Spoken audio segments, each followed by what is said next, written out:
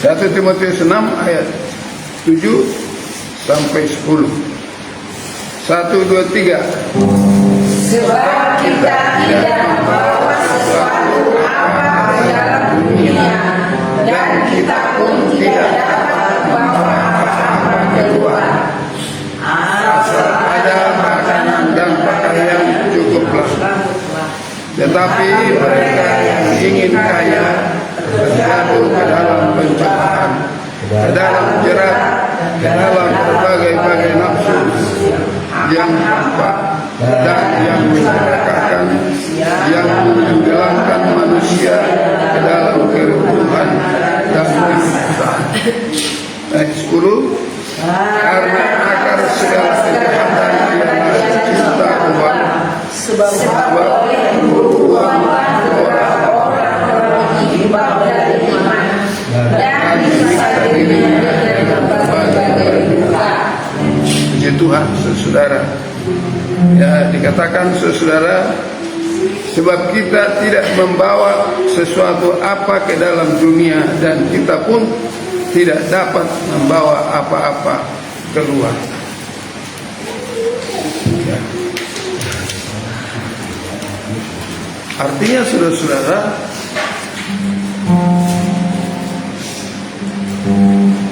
kita lahir di dunia ini tidak membawa apa-apa, dan kalau kita pun pulang dipanggil Tuhan tidak membawa apa-apa. Ayat 8 dikatakan asal ada makanan dan pakaian cukuplah. Ayat 9. Tetapi mereka yang ingin kaya terjatuh ke dalam pencobaan, ke dalam jerat, dan ke dalam berbagai-bagai nafsu yang hampa dan yang mencelakakan, yang menenggelamkan manusia ke dalam keruntuhan dan kebinasaan. Dikunci saudara dengan ayat 10. Karena akar segala kejahatan ialah cinta uang. Sebab oleh memburu uanglah beberapa orang telah menyimpang dari iman dan menyiksa dirinya dengan berbagai-bagai duka. Saudara-saudara, di sini dikatakan karena akar segala kejahatan ialah cinta uang. Jadi akar kejahatan itu bukan uangnya, tapi hati kita yang cinta uang melebihi Tuhan. Artinya kita harus lebih mencintai Tuhan dengan harta dunia ini. Amin. Kalau kita bekerja mencari uang, kita berdoa supaya diberkati Tuhan usaha kita, mendapatkan laba, mendapatkan untung. Uang itu saudara-saudara tinggal kita mengelola. Kalau kita pintar mengelolanya, tidak salah punya uang banyak. Amin. Mencari uang tidak salah. Kalau kita punya uang, bisa membantu pekerjaan Tuhan. Kalau kita punya uang, punya harta, bisa membantu orang lain yang berkekurangan. Ya, karena firman Tuhan katakan, anak-anak Tuhan diberkati. Ya, diberkatilah orang yang mengandalkan Tuhan. Biarlah kita senantiasa mengandalkan Tuhan. Yang dimaksudkan di sini cinta uang itu akar segala kejahatan adalah tamak, serakah. Ya. Makanya firman Tuhan dikatakan saudara-saudara di dalam Pengkhotbah 5 ayat 9. Ada yang baca saudara-saudara Pengkhotbah 5 ayat 9? Yang bunyinya Pengkhotbah 9. Pengkhotbah 9 ayat 5. Bunyinya Pengkhotbah 5 ayat 9. Pengkhotbah 5 ayat 9. Ya. Selamat datang. Pengakuan 5 ayat 9 bunyinya. Siapa? Suatu keuntungan. Pengakuan 5 ayat 9 begini bunyinya. Siapa mencintai uang tidak akan puas dengan uang, dan siapa mencintai kekayaan tidak akan puas dengan penghasilannya. Ini puisi sia-sia. Amin. Artinya di sini saudara, kehidupan yang sia-sia itu orang yang mengejar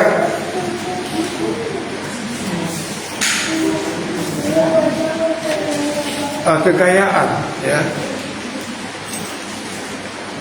Contohnya banyak orang saudara terjerumus oleh karena tidak pintar, tidak bisa mengelola uang dengan baik, karena tamak, karena serakah. Banyak orang korupsi, sehingga apa yang terjadi, mereka bisa masuk penjara, saudara. Bahkan di dalam Alkitab, saudara,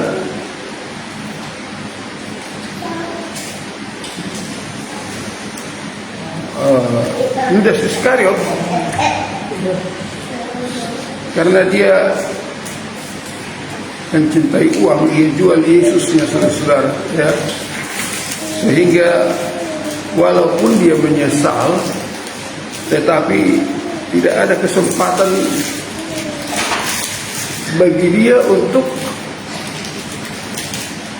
kembali datang kepada Tuhan, saudara. Ya. Makanya firman Tuhan katakan, saudara, tadi di dalam 1 Timotius 7 ayat 10 itu, karena akar segala kejahatan ialah cinta uang, sebab oleh memburu uanglah beberapa orang telah menyimpang dari iman dan menyiksa dirinya dengan berbagai-bagai duka. Oleh karena itu, saudara, nasihat daripada Rasul Paulus kepada Timotius ini,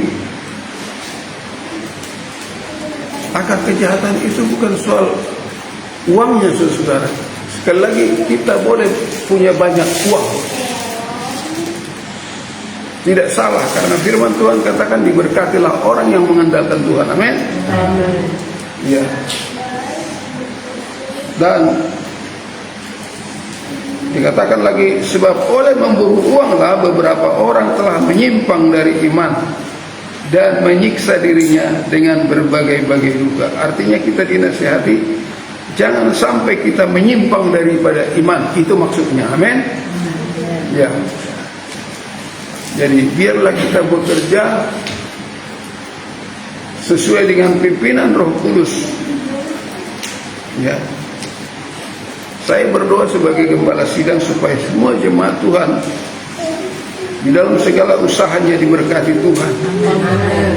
Tetapi ayat firman Tuhan datang kepada kita, saudara-saudara, kalau kita lihat di dalam Ibrani 13 ayat 5. Ada yang baca, saudara? Ibrani 13 ayat 5. Ibrani 13 ayat 5.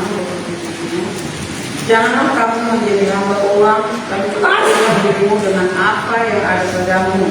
Karena Allah telah berfirman, aku sekali-kali tidak akan membiarkan engkau, dan aku sekali-kali tidak akan meninggalkan engkau. Amin. Berarti di sini Tuhan menyatakan penyertaannya di dalam setiap kehidupan orang yang percaya. Karena dikatakan, janganlah kamu menjadi hamba uang. Kita semua adalah hamba Tuhan. Amin. Ya. Jangan tamak, jangan serakah. Jangan kita lebih mencintai uang daripada Tuhan. Itu maksudnya, saudara-saudara. Janganlah kamu menjadi hamba uang, dan cukupkanlah dirimu dengan apa yang ada padamu. Karena Allah telah berfirman, aku sekali-kali tidak akan membiarkan engkau. Kita tidak dibiarkan. Bahkan dikatakan, dan aku sekali-kali tidak akan meninggalkan engkau. Ya. kita tidak dibiarkan, tidak ditinggalkan, saudara. Jangan sampai kita hanyut karena firman Tuhan. Karena dikatakan orang yang mencintai uang tidak puas dengan uang, saudara. Di dalam dunia ini tidak ada kepuasan. Selalu kurang, selalu kurang. Ya. Tetapi kita tetap berdoa sesuai dengan firman Tuhan. Jangan takut sebab aku menyertai kamu. Amin. Tuhan tidak akan membiarkan kita. Tuhan tidak akan meninggalkan kita. Saya tidak berpanjang firman Tuhan, saudara. Jangan sampai kita menyimpang ya dari iman. Itu saja. Jangan kita menjadi hamba uang, karena Tuhan tidak akan membiarkan, tidak meninggalkan kita. Amin. Kita tundukkan kepala, kita berdoa. Terima kasih Bapa di sorga, terima kasih Tuhan Yesus, kami sangat bersyukur kepadamu pada malam hari ini Tuhan. Hamba-Mu telah menyampaikan kebenaran firman-Mu yang sangat singkat dan jelas Tuhan. Biarlah Roh Kudus-Mu menjabarkan firman itu dalam hati kami, supaya kami jangan lebih mencintai uang. Jangan menjadi uang yang menjadi tujuan kami. Tujuan kami adalah untuk memuliakan Tuhan di dalam kehidupan ini, sehingga janji-Mu akan digenapi dalam kehidupan kami, bahwa Tuhan pasti memberkati kami dalam segala hal. Dalam nama Tuhan Yesus kami berdoa dan mengucap syukur. Meteraikan firman-Mu dalam hati kami, kami mengerti, memahami firman-Mu ya Tuhan. Terima kasih Tuhan. Sementara umat-umat kami berikan persembahan, ya, persembahan yang kami beri boleh menyenangkan hati Tuhan. Dalam nama Yesus kami berdoa dan mengucap syukur. Haleluya. Amin.